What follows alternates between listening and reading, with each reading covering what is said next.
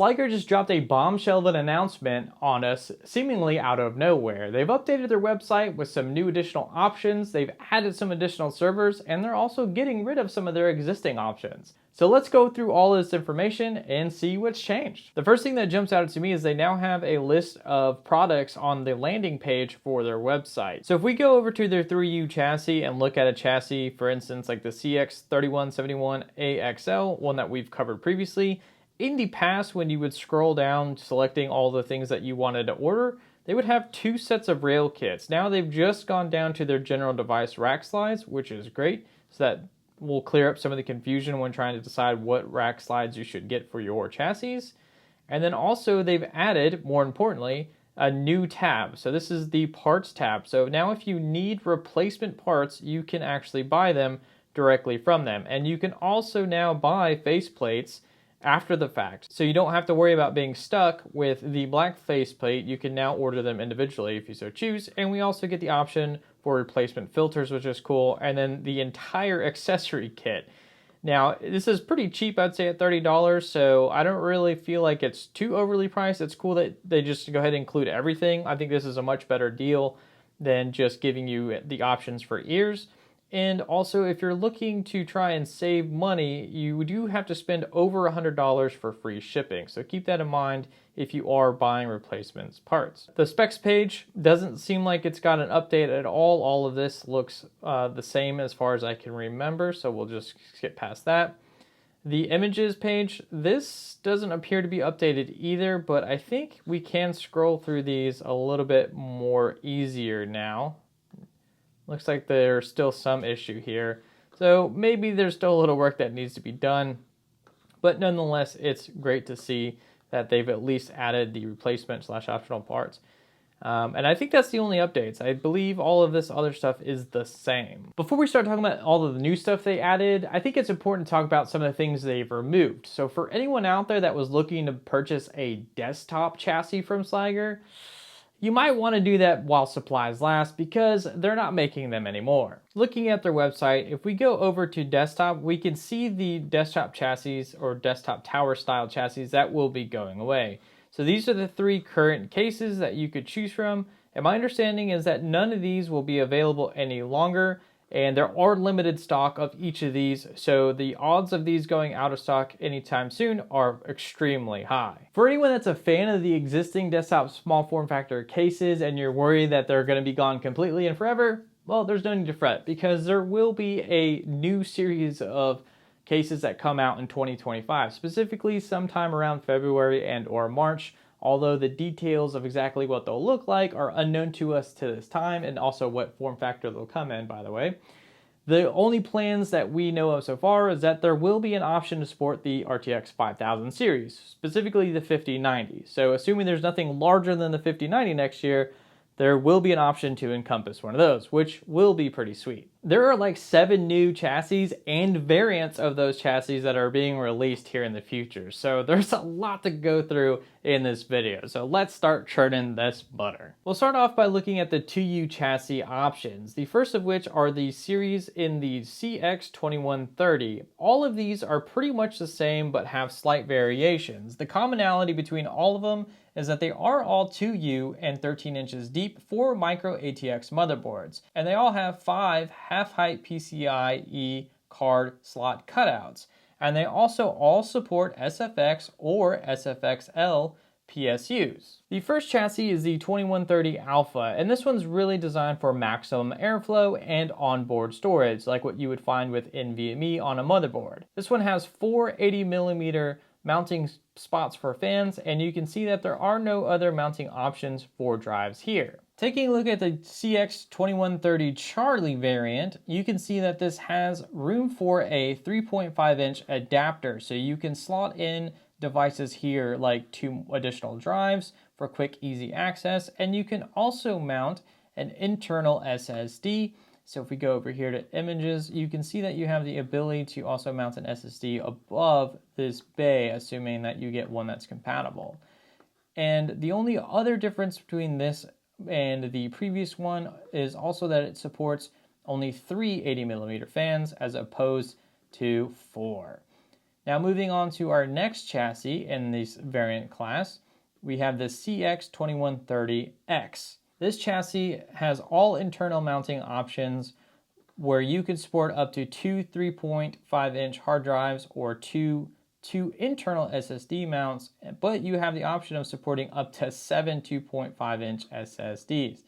Now, going through the configuration, you can see some examples they have for us here, but they don't really seem to show us quite exactly how the SSDs will be mounted, assuming that you'd mount all 7 right here, so you can actually kind of see where the screw holes are mounted. So let's say 1, 2, 3, 4, 5, 6, and 7. So that's actually where all 7 SSDs will get mounted. This is probably good for maybe an NVR or something. I'm not exactly sure what this one would be for, but that would be my guess. The next series of 2U chassis are the CX2150s, and these are all similar in the sense that they have a PCI 4.0 riser for a full 2-height 2-slot GPU.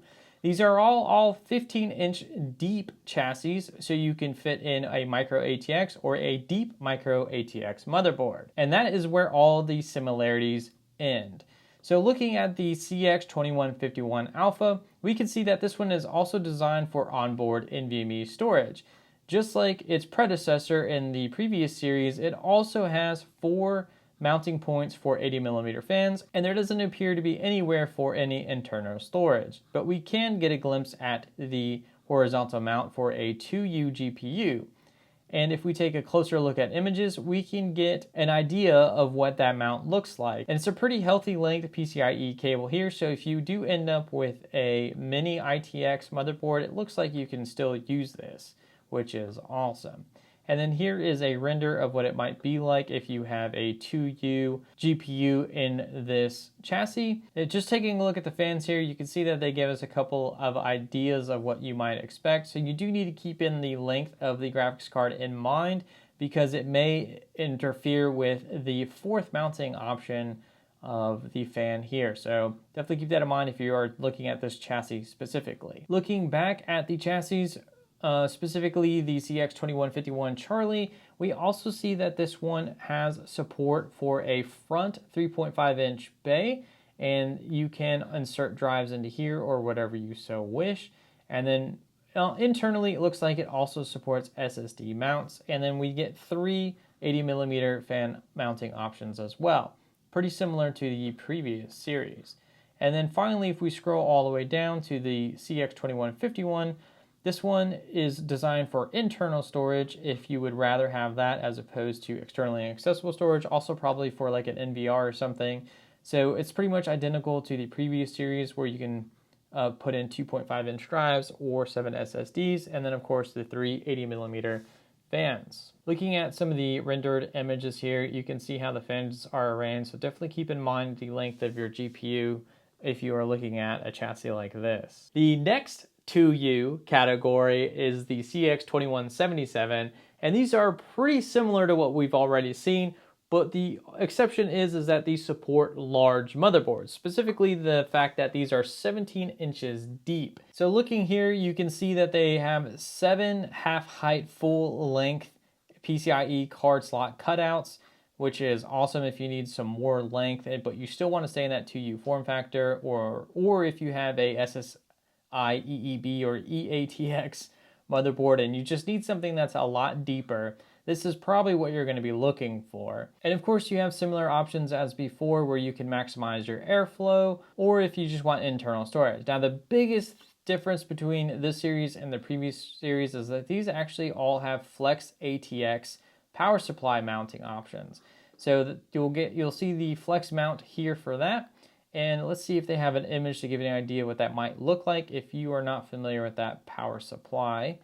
And there it is. So that's like more of a typical power supply that you would find in a traditional server. As far as the 3U options go, we did get some additions to that. And I think this is really where Sliger shines in their 3U department. So let's take a look at the additions here. The first 3U chassis added is the CX3170iXL. The CX3170iXL is a 17-inch deep 3U chassis that supports SSI EEB motherboards, EATX or extra large ATX motherboards that are up to 13 inches deep. You get mounting for up to 2 120mm fans, and of course you can put a radiator here if you so choose. And the air cooler max height is up to 110 millimeters tall, which is pretty healthy for a 3U chassis. Like we mentioned, you can get liquid cooling support for a 240 millimeter radiator or fan setup. It has 8 PCIe cutouts for PCIe cards and supports a GPU max height of 115 millimeters tall. So here are the 8 full cutouts that I just mentioned. And then of course on the front of the chassis, it has a 5¼ inch bay for hot swap drives or whatever you so choose to put there. And then you have the choice of mounting a SFX or SFXL power supply should you choose. Taking a closer look at some of the other images they've provided, you can see some examples of hardware layout that they have gone with. They don't show the cables here, but it still gives you a pretty good idea of just how much you can squeeze into this chassis. The next 3U chassis we're going to look at is the 3171iXL. And this one is also 17 inches deep. It supports SSI EEB motherboards, eATX, XL, ATX that are also up to 13 inches deep. You get mounting for up to 2 120mm fans and support for air coolers that are also 110 millimeters tall, just like the predecessor. The big difference here is that you get liquid cooling support for up to 340 millimeter radiators, 4 120mm fans, and a push-pull configuration. So let's try and see if we can get a photo of this on the inside. Let's go to images here. There we go. So you can see where the radiator would get mounted, and you could do your push-pull configuration should you have space. And also the other big takeaway here is that you can mount a GPU horizontally.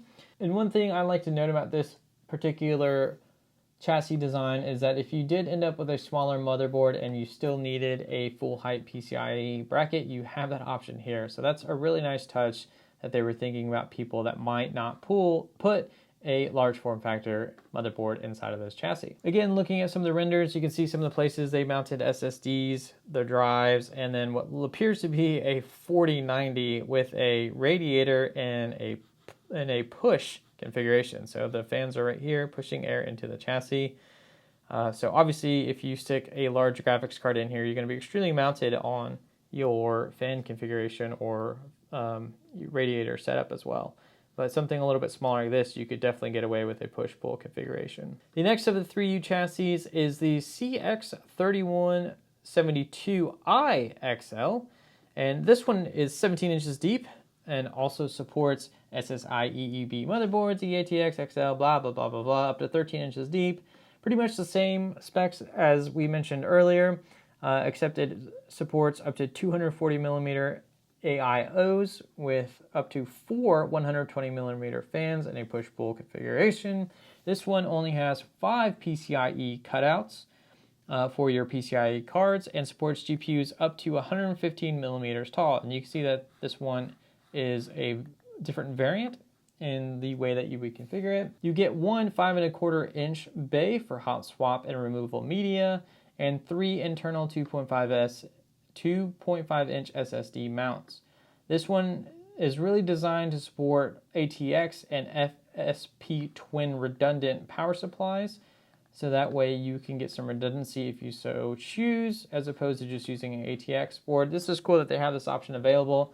I'm not sure if I would particularly use it, but this is probably important for someone that needs a redundant power supply setup or to have slightly more availability for their chassis or for their server. One thing that's interesting for those 3 chassis I just mentioned is you can actually request the non-XL versions of those. And what that means is that you can actually get a tray that supports motherboards that are up to 10.5 inches deep. So what that gives you is the ability to definitely support a push-pull configuration with your radiator, as opposed to the XL version that has a 13.5 inch deep tray where the push-pull configuration may impact the motherboard, or you may have some fitment issues there with your push-pull configuration if you decide to go that route. So definitely keep that in mind if you definitely want to go push-pull for your radiator. You can request a slight variant of the variants that I just mentioned.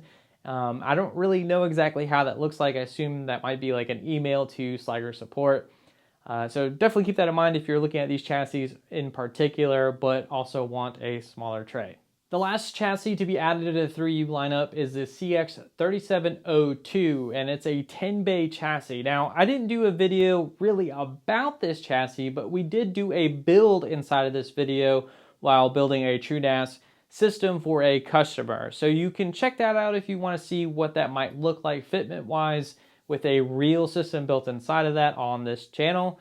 There'll be a link in the video description below for anyone who's interested in the CX3702, which, by the way, I really like. Lastly, we have two new 4U chassis that have been added. The first one is the CX4200F, and this one supports up to 3 5¼ bays for hot swap or removal media.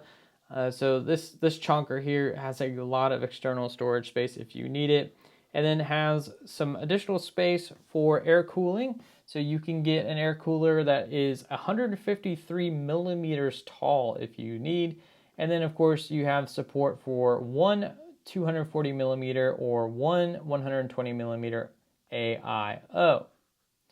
And it also looks like it supports the mounting of one ATX power supply. Let's go over images real quick and see if we can get some renders of this. Look at this chonker. It looks like they have a 4090 in here, although I'm a little skeptical if you'll be able to get away with closing the lid with this chassis because of the way the power is designed. You may need a right angle connector in order to actually close the lid. But that's just speculation on my part, as I don't have any experience with this chassis on hand. And then you can see they've also managed to get a push-pull configuration in here, even with a very large graphics card.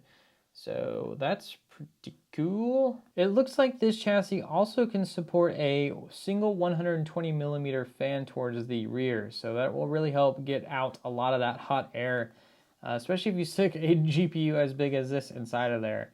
So this looks like a very, very flexible server with many, many options. The other 4U chassis they added is the CX4713.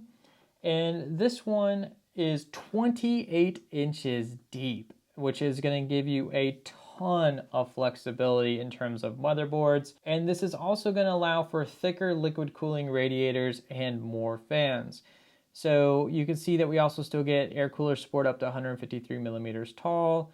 And we can, for liquid cooling support, we can get one 360 millimeter radiator or one 240 millimeter or just two 120 millimeter AIO. So let's go over to images and check out this beast. Oh, and before we move on, yeah, so 10 3.5 inch trayless bays. So that's what you have here. And then the option for two 5¼ inch bays on the front. So that we have to mention that. I think that's important. But let's go over to images real quick and get a look at the inside of this beast.